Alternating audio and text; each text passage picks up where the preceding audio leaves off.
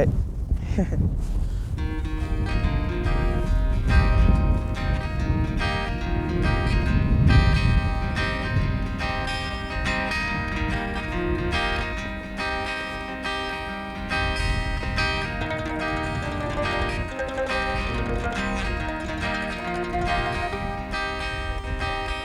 Halter and Taj want to go ahead of us?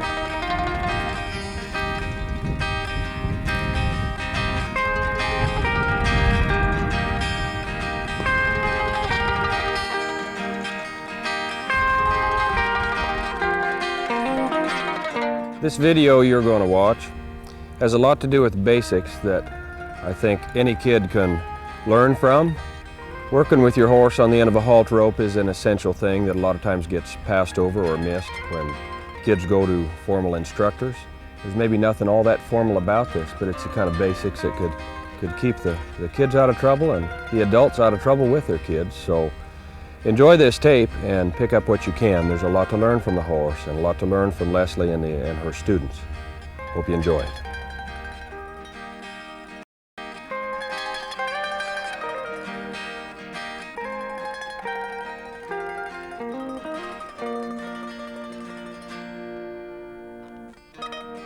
The joy that comes from being with a horse is something just wonderful. As you learn to care for a horse in some basic ways, like feeding him, cleaning up the barnyard after him, or grooming him and caring for his hooves, you learn to respect each other and you become friends that way. The more time you spend with your horse, the easier it will be for you to recognize when he has concerns,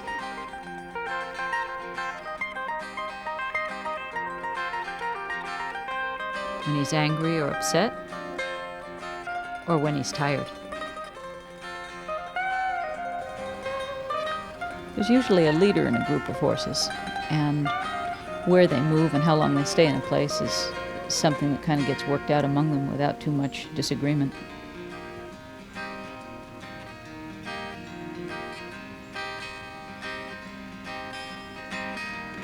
The situation changes when a new horse comes into a group that's been established for a while. Pumpkin considers himself the leader of the group. He's the one with the yellow mane. Sometimes the leader of the group feels threatened by a new horse coming in.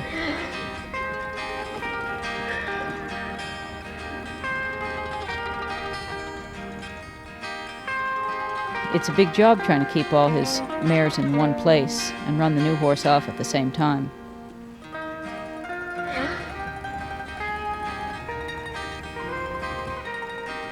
The new horse has taken a hint and moved off to some new grass. Pumpkin doesn't think he's gone quite far enough, so he's going to have a little chat with him.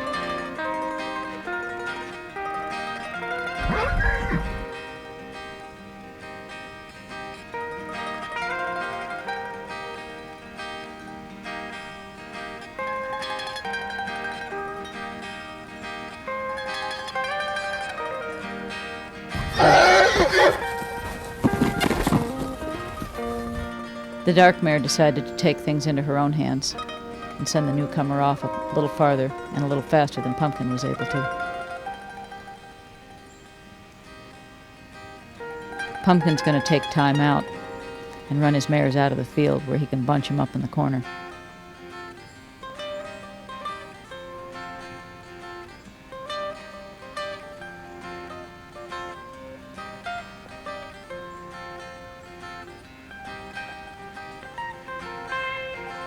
You can learn a lot from watching Pumpkin move these horses around the paddock.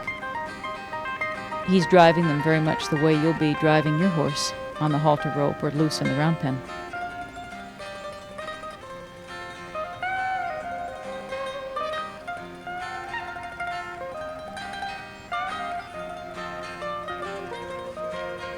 I'd say he looks rather pleased with his work, actually.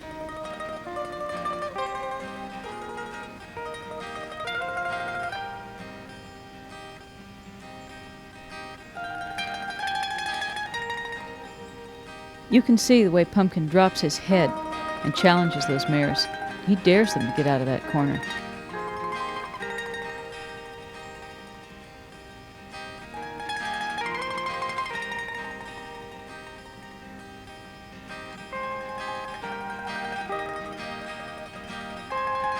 Now that he's got them bunched up in the corner, watch how he drops his head and swings it left and right to make sure nobody scoots out behind him.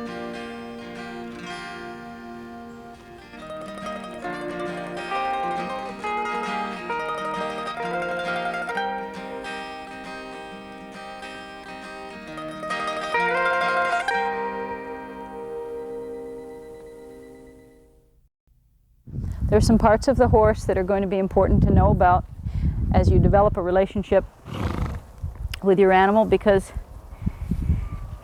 they get referred to a lot in books and training manuals, and teachers you may have will talk about things that you should be familiar with. Let's start right here at the front. I'll ask her to pick her head up and stop chewing for a minute. I'd like you to get comfortable with what this mouth is like on the inside. You're going to have your fingers near it and your face near it, and you're going to be putting a bit in her mouth one day. So let's take a little look in here and I'll show you that there's a lot of different ways to handle a horse's face, but you'd like them to feel comfortable being with you.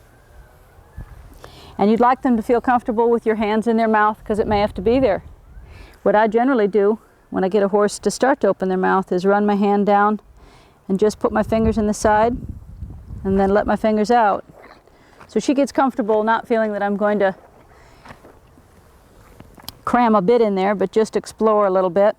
If she picks her head up, I'll wait for her to drop her head, and then I'll take my hand out again.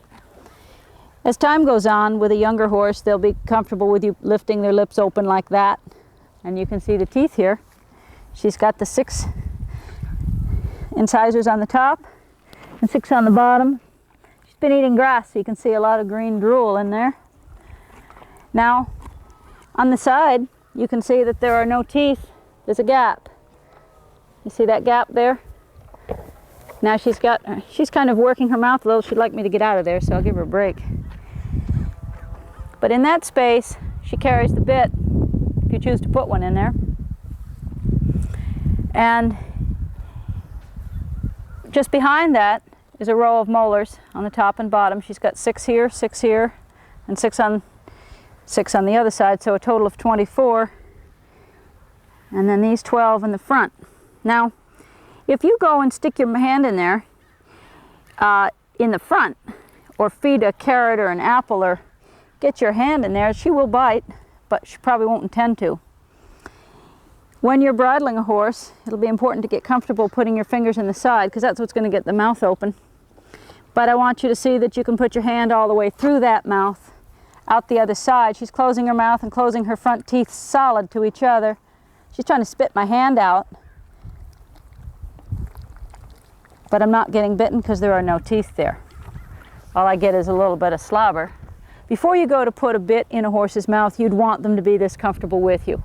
So that being right here, with their head near you, with your hands in their mouth, opening their mouth without slinging their head up in the air, that's all part of getting along with your horse and having them understand that you mean them no harm.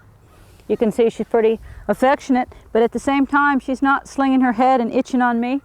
With all the flies around, she'd probably got some itches. But that's not within the bounds of what you want to have. The head weighs a great deal, and you don't want them using you as a rubbing post. At the junction of her head and her neck is a section of her anatomy called the poll, which is right here behind the ears. It's the first 2 vertebrae comprise the poll, and it's an important piece of her body to know about, because it's what enables her head to do this right there and make that turn comfortably, tip her head the other way, laterally, and also to be able to extend her head this way and to bring her head here, like this. There. There she was tucked back to herself and to the right. That flexibility, or what's called a flexation that occurs there, is something you're going to find very important in your halter work and in your riding later on. And we're going to address that more in the tape to follow. Moving down her body a little bit is the wither and the shoulder.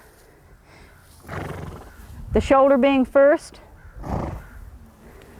The wither is going to be where you place your saddle. You're going to ride just behind the wither on her back.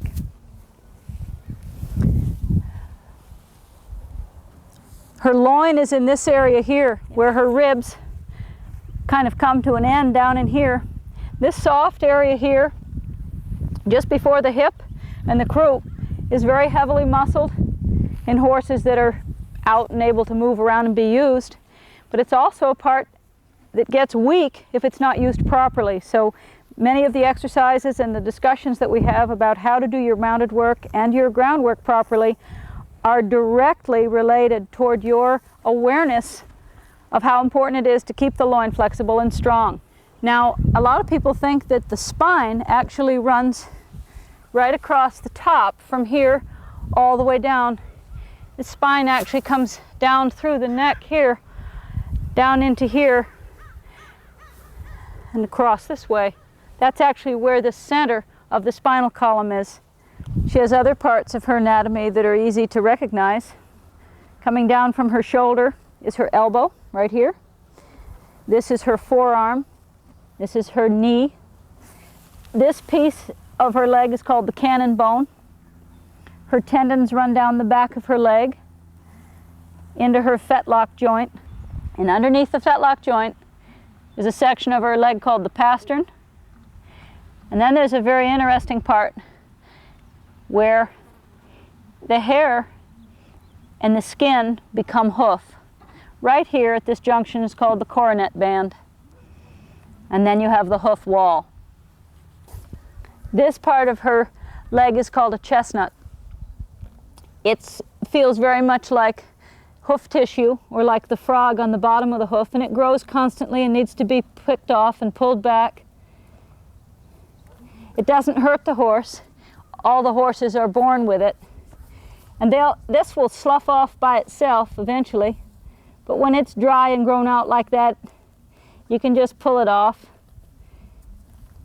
And it's good to keep them peeled back. You should keep them peeled back so that they don't get too long and then tear like a fingernail. On her back legs, they occur right here, below the hock. This is the section of her leg called the hock, right here. And these also need to be picked back. The ancestors of the horse, we are told, had 3 toes at one point, and these are the remnants of the inside toe on our horses of today. They still grow and still need to be trimmed, just like the hoof does. And they don't do any harm. They're bigger on some horses than others, but they're always below the hock in the back and above the knee in the front.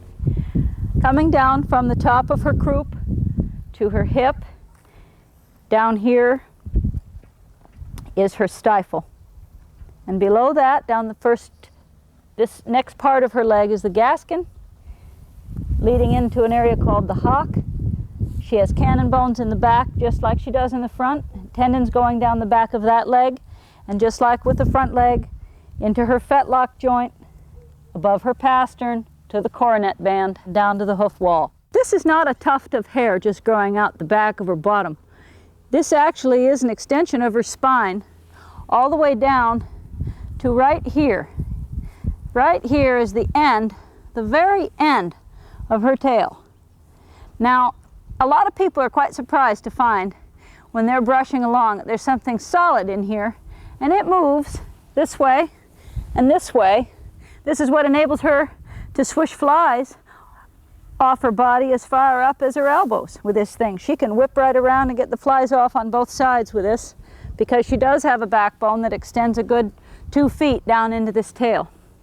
So from her croup into her tail bone, which is called the dock, and that's right about the end of the story, right there.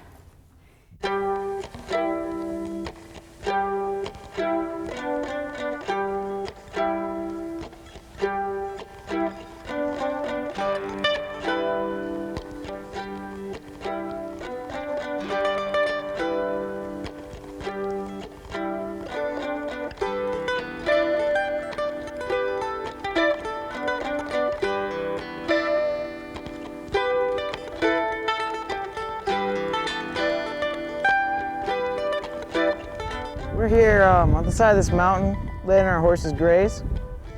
But like anything else in this video, we talk a lot about safety. Something as simple as grazing your horses can turn dangerous if maybe you had a biker coming down the hill or running horses or a car down on the road. Anything like that can alarm your horse. If you're standing in the wrong place, you can get yourself injured. For example, Birch and Alder, they're standing together, they're talking. But notice where they're standing. They're ahead of the horse's shoulder, so that if that horse bolts forward or to the side or back, none of them will be in the way of the horse's shoulder or body. A lot of times we take things for granted, and that's normally when we end up getting ourselves hurt. So the thing to remember is that no matter what you're doing, safety always comes first.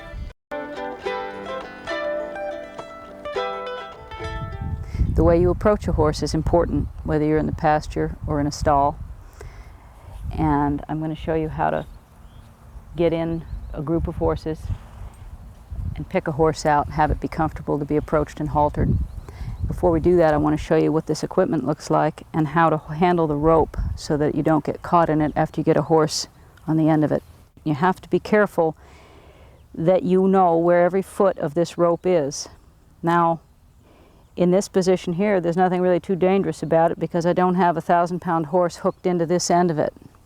When I do, which will be in a minute, you'll be able to have a better understanding of why you want to be careful how you organize this line.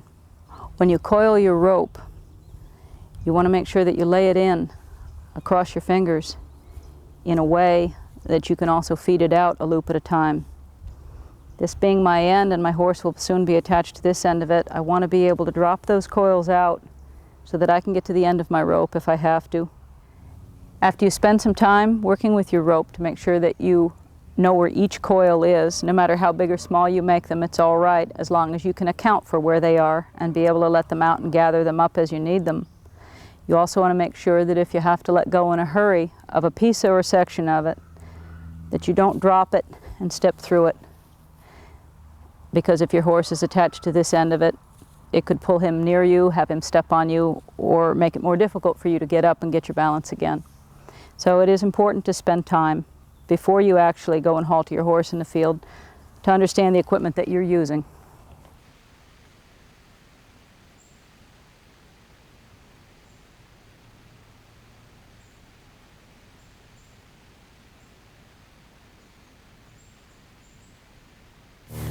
I'm going to see if I can just come in here on her side and get up to her and pat her. I wouldn't want to necessarily just go up and put a halter on her. That's not really the objective.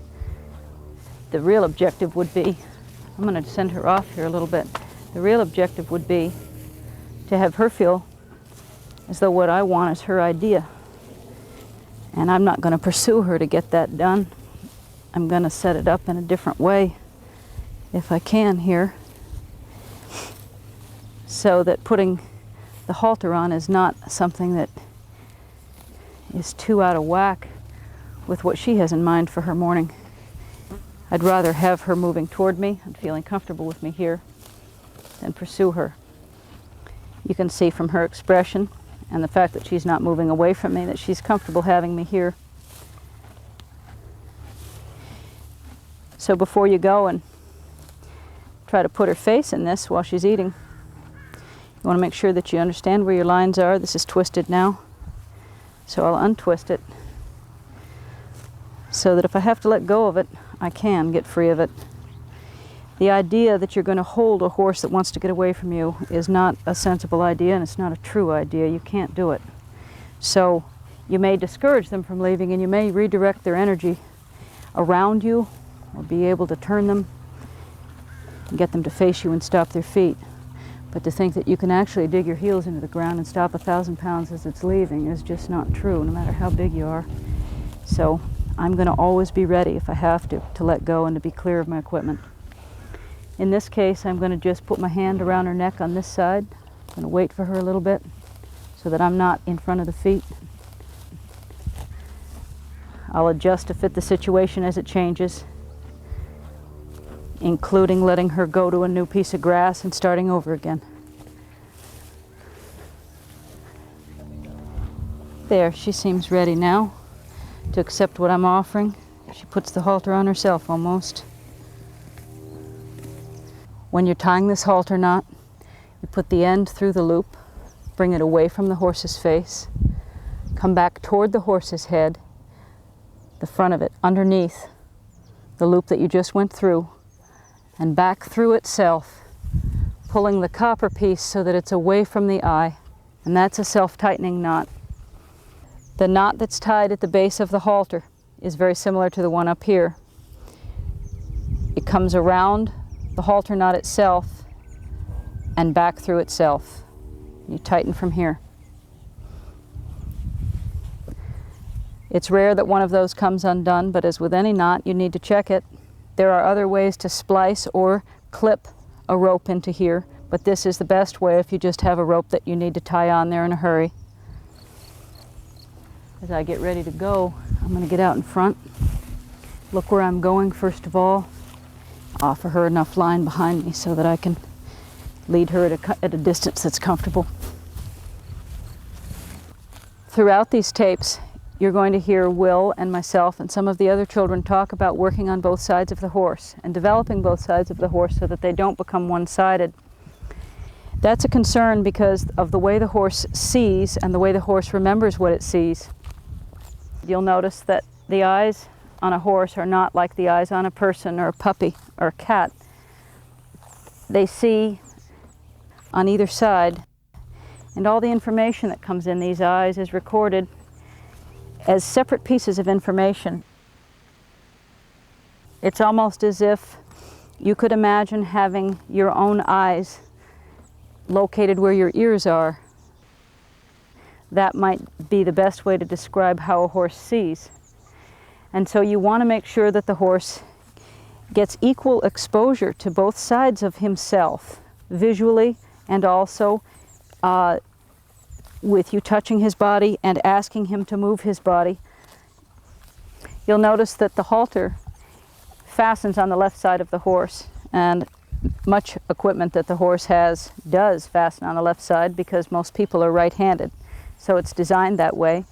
But for your horse's well-being, and for your well-being too, you should always work on both sides of your horse, including getting on and getting off and having your horse used to having you work him to the right and to the left in your groundwork and in your mounted work as well. I'm going to show you a little bit about how to lead your horse and keep a safe distance behind you as you walk and trot out with your horse, how to send your horse past you, and how to bring your horse to a stop behind you so you don't get stepped on. The first thing I'm going to do is ask her to take her head off this grass and give me her attention. And I'm going to do that by bringing a little bit of life into my rope. See, I didn't have to drag her head off the ground. I bring her attention to me. I send her hindquarters away from me, and I give her a place to go with her feet. The idea is to lead your horse, not to drag her. And as you do this, you want to make sure that as you have that energy and that weight of a horse behind you, you have a place to send it, like I'm doing here. So whether you're driving her forward or leading her out, the feet are still going. When I get ready to stop her, I'm going to send some energy back down that line to let her know that my feet are about to stop, so that when I turn around and face her, she's not right on my heels. I'm going to move the horse forward and back and try to get you familiar with the idea of the horse following a feel. Now the feel is my request for her on this line to move a foot forward. Here's a feel to come forward. There's a feel to stop. Here's a feel to come back.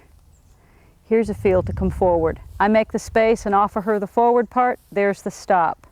Watch her nose and her feet in response to the activity in this line. I'm going to lift the line, back my own feet up, and make room for her to come forward. As I make space, it's a signal to her. As I lift the line up and pull her forward, she comes forward, and I release the pressure. I'm going to ask her to back up. I want the feet to get timed up so that the left front and the right hind move together, the right front and the left hind move together. Right there, she's a little bit out of whack with her legs, so we'll try it again until we get a good step. I'm going to bring her forward first. Ask her to follow me forward, and now ask her to stop. Rock her weight back. There, we'll let that settle. With the same lightness that you experience in your halter work, you would hope carries to your mounted work. The idea being that you would try to get more done as time goes on with less pressure than get more done with more pressure. Actually, it works just the opposite. Over time, as you increase the pressure on a horse, the more resistant they get, the less accepting they are of what you have to offer them.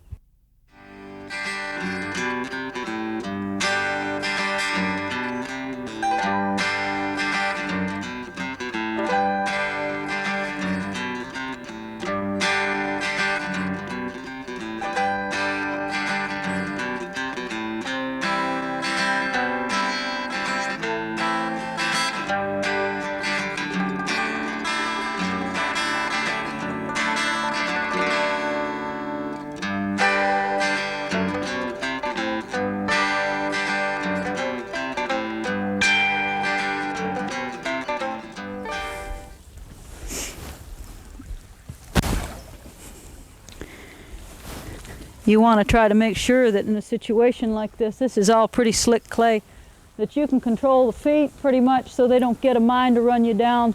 See, these horses might slip a little bit. I'd rather have her sit down like that than feel the need to run me over.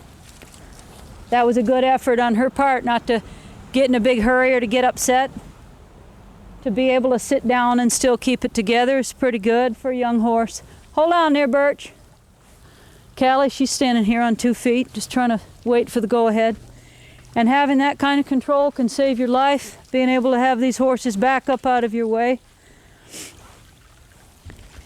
Keep their attention on you, because you may, if this froze over in the winter and you slipped and went down to your knees or anything, if these horses got in a big hurry, why, you'd become a human pancake in a matter of seconds. You want to be able to ask them to step back and have it mean something.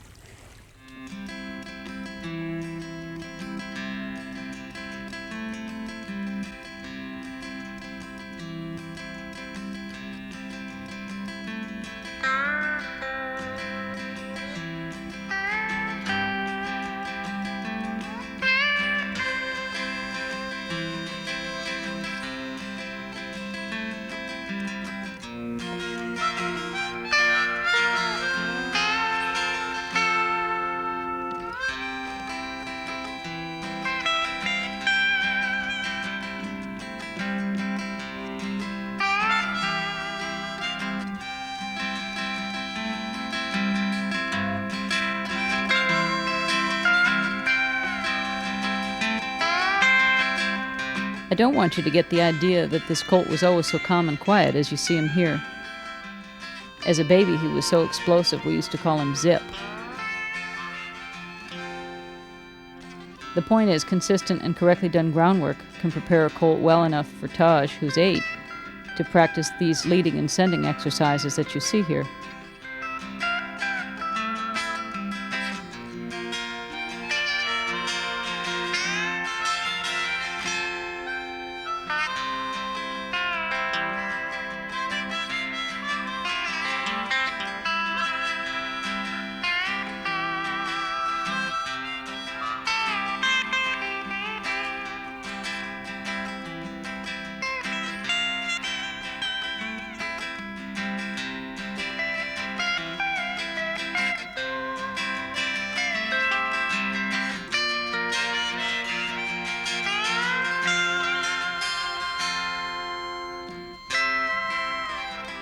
Taj does a beautiful job handling this colt, but tying the horse back up again is really a problem.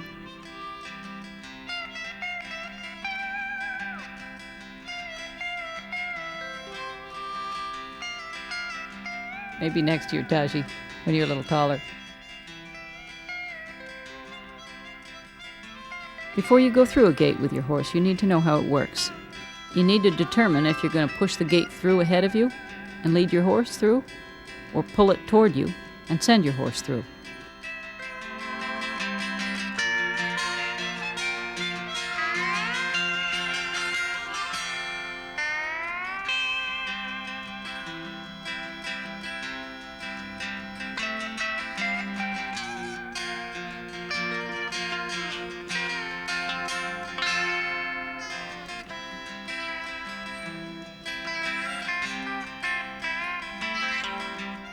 Don't go through the gate at the same time your horse does. You need to be on one side of it or the other to control the gate and to direct and support him.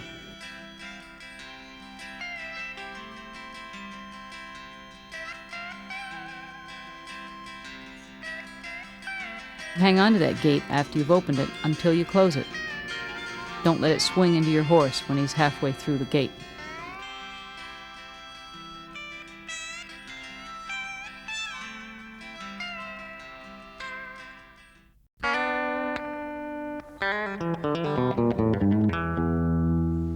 Right now we'll be taking advantage of this round pen, doing a few things like sending the horse in all gaits, the walk, trot, canter, and back down, and drawing the horse in, having the horse face up to you. When doing all this, you develop a relationship with your horse. You get your horse hooked onto you and thinking more about you than what's outside the round pen. In my hands are a few tools we'll be using to aid in all of the instructions we'll be sending to the horse. Birch, if you would take these to the outside of the pen. I'll demonstrate everything with the halter rope, and I'll use those later.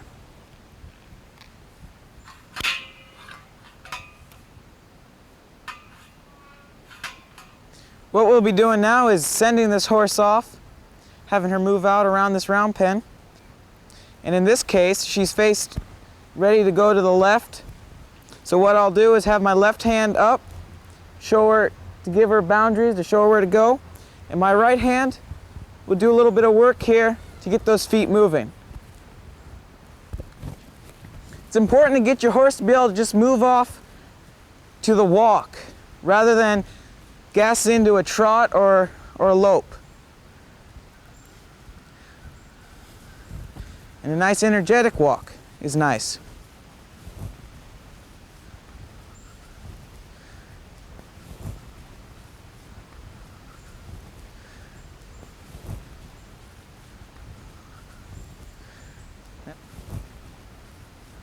Right there, she started to face up. And how I corrected that was by placing my left hand up to guide her. And I help her out with a little impulsion. It's important to remember that you can guide her and direct her all you want. But if you don't have impulsion, and you don't have her feet moving, you're not going to get very far. This round pen's not for just turning your horse out and running him or her as fast as you can. It's about accuracy and being able to get your horse to the different gaits. We'll speed this trot up into a lope. Now that's just fine there, and we'll let her come back down right away. We'll let her face up if she like. I face her up by drawing my energy back, and that draws her in towards me like so.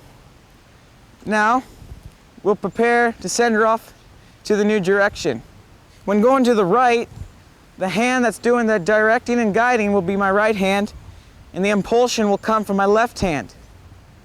We get to the outside eye, or to the right eye in this case, and we'll direct from here. And we'll support at the shoulder so that the front end comes across, right there. Now we'll keep her moving. You can see how she's coming in from the rail there, right where Birch is at. She knows that flag and rope are right there. And that gives her a little bit more to think about. What I'll do to correct that is as she comes around to this side, I'll crowd her a little more, get her moving from me. And you can see right there, Birch could have put a hand on her. We'll see if we can get her to the point where she can walk past Birch and keep from coming into the middle. We'll work on bringing her down now. And once she does come down, it's important to help her out by still giving her some impulsion so she knows to keep on walking, but not too much so that she trots like that. We've got a change now on this horse. She's able to walk past Birch, no problem.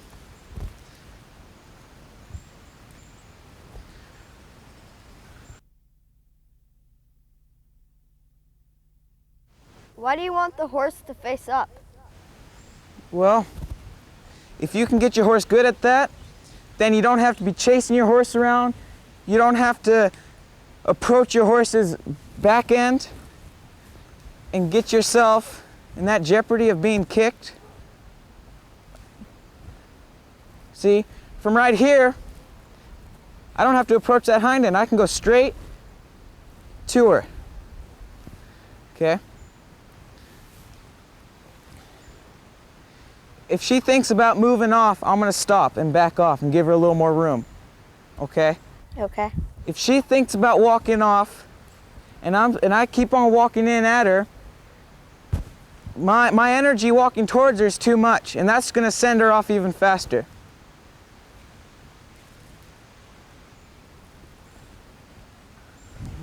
Now, if she feels she needs to walk off, then I'm gonna have it be so that I walked her off, not so that she walked away from me.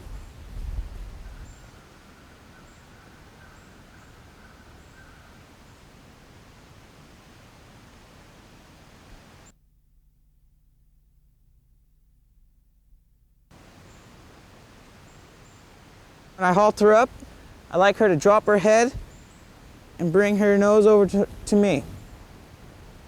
Why?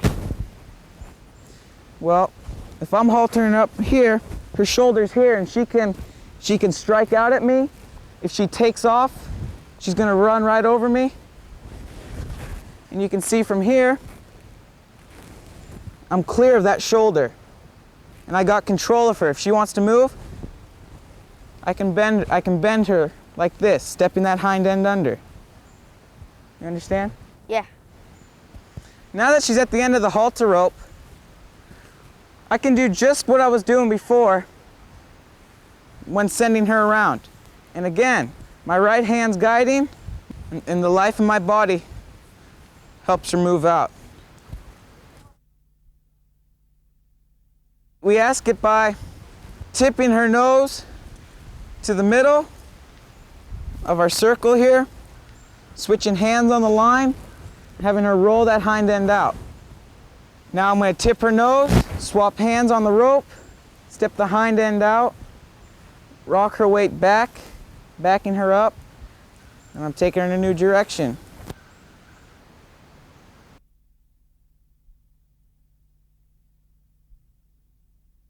In order to get in position to bring her head across, at first what we might do is have all our lines in our left hand, like so, and then be placed right here at your hip, and then you grab a hold of your saddle somewhere so that you stay with your horse.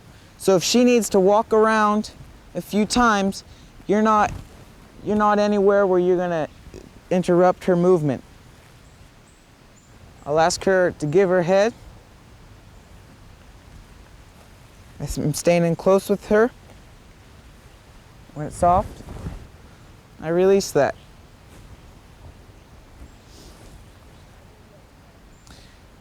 And again, it's important to do this on both sides so that you don't develop a horse that's one-sided. And in this case, our line will go to our right hand and onto our hip, and our left hand will grab hold of the saddle. When she gives her head, we release. Soon, when she gets better at the first exercise, you'll be able to ask from here. Drawing her head back, and when it's soft, you give her head back to her. Okay? And we do that again to both sides. Until it's soft and there's a float in the line. We'll hold and wait. We get the float in the line. We give it back to her. We reward the slightest try. You notice how we're getting her head now without her hind end moving. We'll hold and wait now. It's important to be patient with your horse and be ready. And be ready for the slightest change. Okay.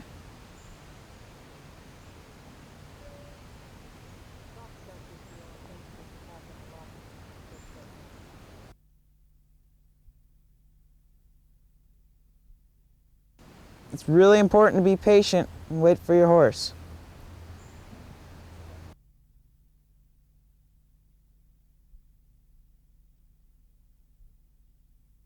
What I'm doing here is just asking her to yield her front end mainly from us, and in doing so, her hind end will stay planted.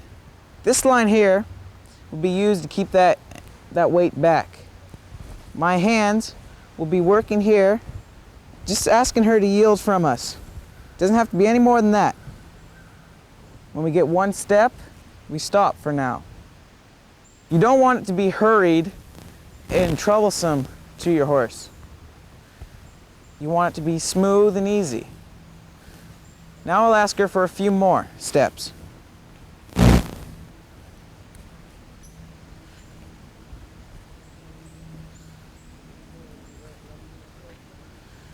My right hand keeps her from walking forward.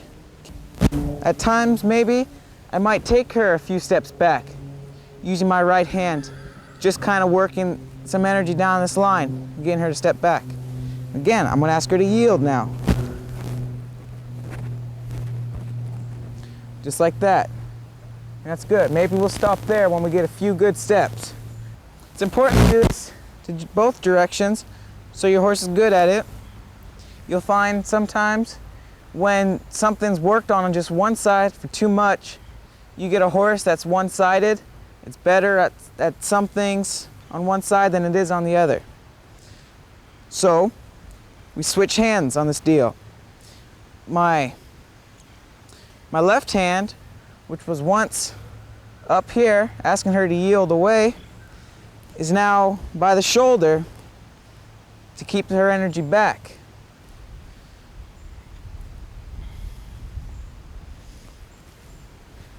There's one step there.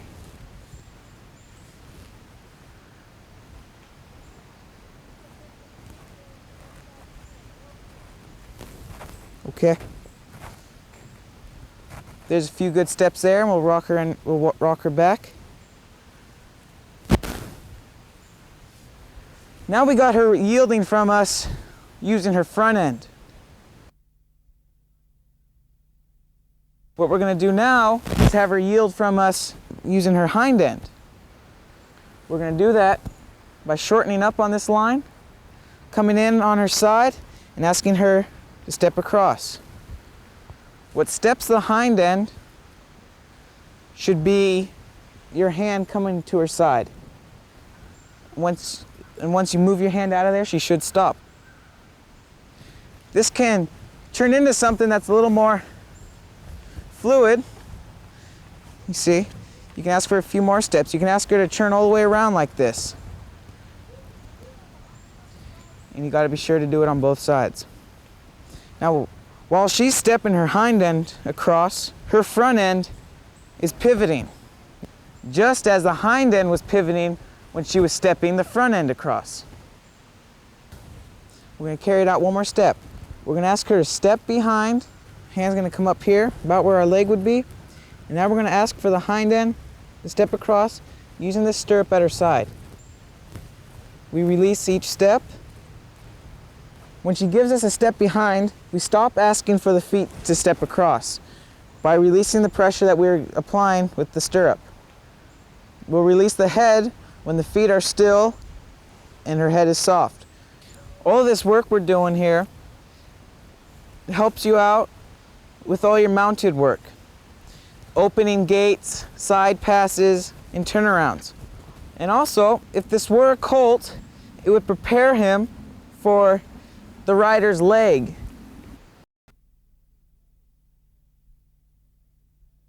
Ready? There are 3 kinds of curry combs that can loosen hair and dirt off of the horses. I have my left hand on because if Callie moves towards me, I can just move away. Show. Okay. Push back. If you weren't holding on, where would she hit you? She would hit me in the chest and I would fall backwards. And if Callie moves, I'll move with her. I'm loosening the dirt and hair and I'll wipe it away with a brush. Easier to keep your horse clean because he won't be that dirty that much, and then you don't have to keep on washing your horse all the time.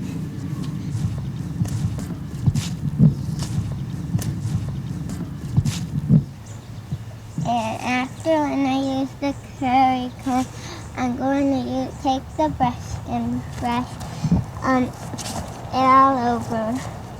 There's this kind of soft one for the face sometime, or you can use it for the body to make it more shinier. And there's this kind, like if there's like a knot in it or something, you can brush it out.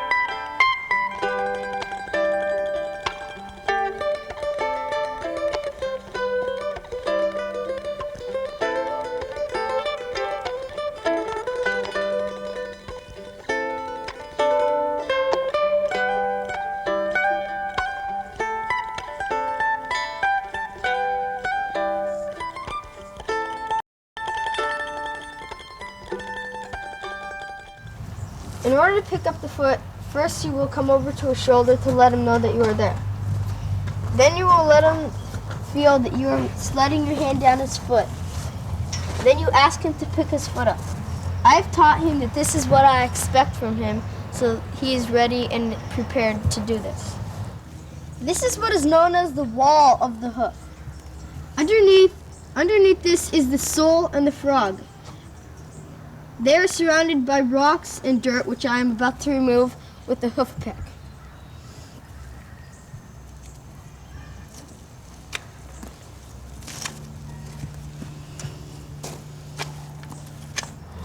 This is the frog-shaped V. What you want to do when you're picking the feet is to dig the V out, dig all the dirt that has been packed down into the corners down here. You need to get the hoof pick all the way, wedge the hoof pick down there in order to remove the dirt. It is important to do this every day before you ride and after you ride, so the horse does not get sore in its foot from all the rocks or the dirt. You want to make sure air can circulate to the hoof so the horse does not get a condition called thrush. This is the rotting of the hoof.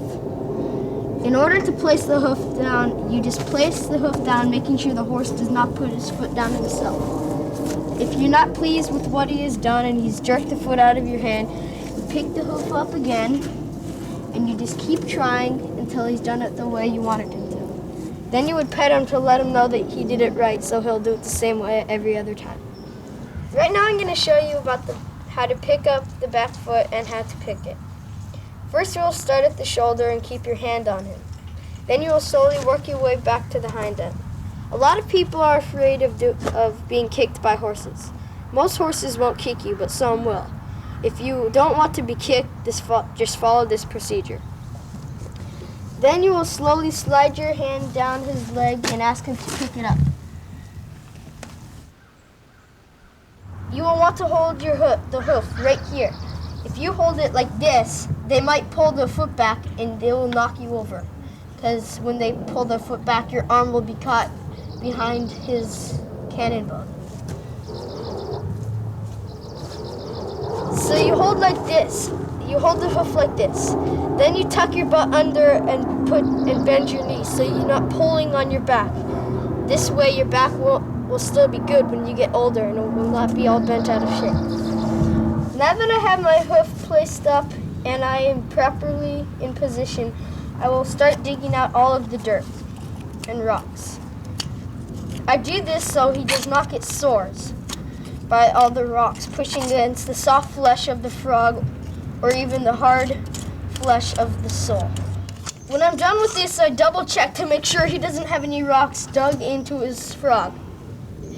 Then I will smell for any thrush. The thrush smells really bad, very bad, because rot does not smell very good. If the horse does have thrush, you will get some copper tocks and place it down in the holes next to the frog. Then when you want to place the hoof down, you will gently put the hoof down, and if he pushes the hoof out of your hand, you will pick the hoof back up and then set it down again. If he does it the way you wanted him this time you will pet him. As I move from the right side of the horse to the other side of the horse, I will stay close. I will keep my hand on his butt so he can keep track of where I am. Once I get to the other side, I will place my hand on his belly where the stirrups would usually be and ask him to move over. When he steps across, I will release the pressure on his side.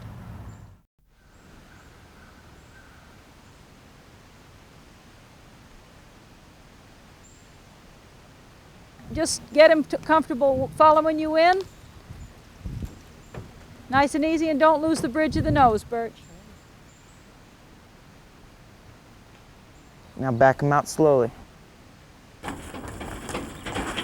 Birch, you're not going to be able to hold him if he really tries to back out. If he needs to back out, you let him. One step at a time. That's good. Don't lose his nose. Don't lose his attention. Rub his neck. There you go. Good. Take him up another step now. Better. Okay, let's take him out again. Slow. Pat on his neck. Pat on his neck from there. Good, he didn't lose his nose. Oh, spoke too soon. There, he's losing his nose again. Look at that. He lost his attention now. Ask him again.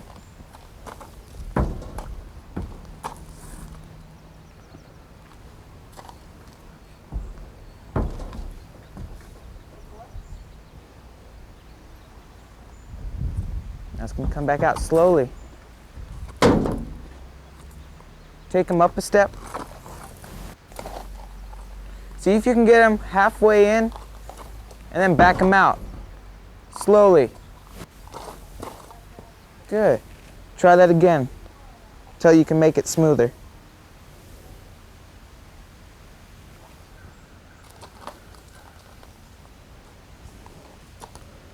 Okay, get his attention now.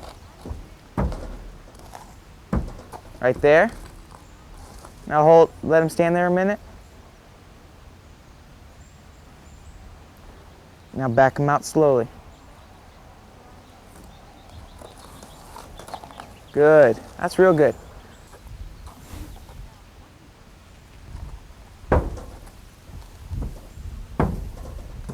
Good. Rub on his neck in there now. What we're doing right now is breaking this trailer loading down into smaller segments. Now what I'm gonna have Birch do is back Gunner just a little bit and have him stop before he actually reaches the end of the trailer. If you've noticed, Gunner has a tendency to get nervous, get kind of hurried, just about backing inside the trailer. So we'll get him a little bit more calm at that by breaking it into smaller segments. Okay, Birch, go ahead and back him just a little bit. One more step, right there. Stop him. Now pat on his neck. Good. Lead him up forward. Lead him up forward, all the way to the corner. Now back him just a little bit. Go ahead. Another step. Stop him there now. Now rub on his neck. Be careful that rub doesn't mean back. Okay. Now I want you to take him so he's halfway in, halfway out. Slowly. There. That's fine. Now rub on his neck. Okay, don't try to hold him in. Don't try to hold him in the trailer, all right? Keep track of his attention. Okay, ask him to go back in there. I'll help you out here. Good. We reward for the slightest try. I was asking here to help him out. As soon as he takes a step forward, we get out of there. Reward for the slightest try. Go ahead and ask him. Don't lose his attention, Birch. Okay, that's all right. You can't hold a big horse like this in a trailer like that with your own strength. Your body weight doesn't compare to your horse's body.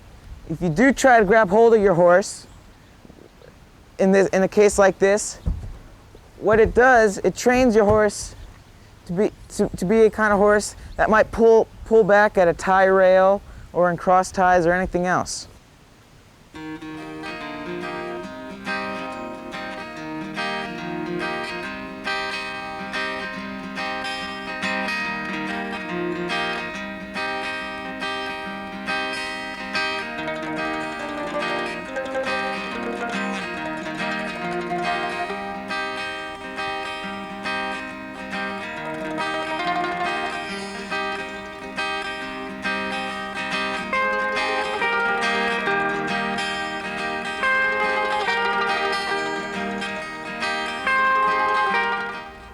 Plenty of direction and support. Now wait for him. Keep his nose up in there, Taj. Shorten this line up. There you go, good. Keep him up, support him. Help him out. Help him out. Release for the slightest try. Ask him now. Support him. Keep his nose up in there. Shorten that line up if you have to. There you go, stop. Hope. Good. Taj is going to ask him to come out by driving him out the same way she did him going in. Keep his attention. Back him up in there. Another step up, Taj. She's gonna drive Cookie out the same way she drove him in. But just like when changing directions on the lunge line, your old support hand will now become your new direct hand. And your old direct hand will now become your new support hand. So switch your hands on the rope and ask him to come back out. Wait for him. Good. I would like to take this time to thank everyone who's helped me get to this point in my horsemanship, especially my friend Leslie Desmond, Tim Thomas, and Buck Brannaman. I would also like to thank the woman who has let me borrow this horse from her, Dawn Peru, for allowing me to work with such a wonderful horse who's taught me so much.